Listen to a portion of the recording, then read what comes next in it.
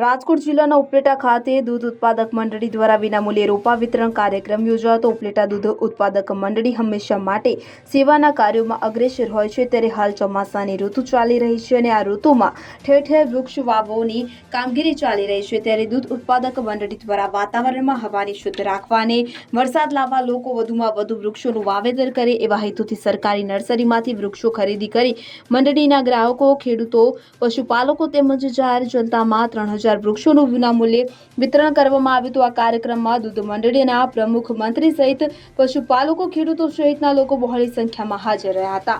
દિનેશભાઈ, ઉપલેટા દૂધ સહકારી મંડળીના મંત્રી, આજ રોજ અમારી દૂધ મંડળીએ રોપા વિતરણનો કાર્યક્રમ રાખ્યો અને આ 18મો રોપા વિતરણ કાર્યક્રમ છે. અમારો મુખ્ય હેતુ હવાને શુદ્ધ રાખવા અને વરસાદ લાવવા, વૃક્ષ વાવો અને ઉછેર કરો. આ સ્લોગન નીચે અમે આજે આ રોપાનું વિતરણ કર્યું છે.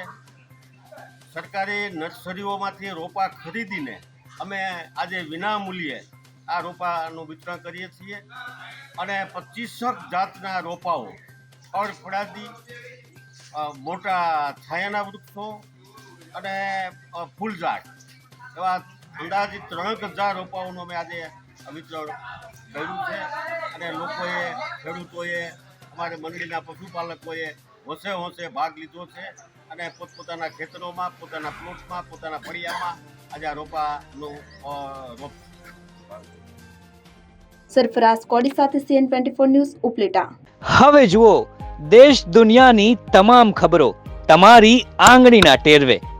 ઉઠાવો મોબાઈલ અને Google Play Store પરથી ડાઉનલોડ કરો અમારી CN24 ન્યૂઝ મોબાઈલ એપ.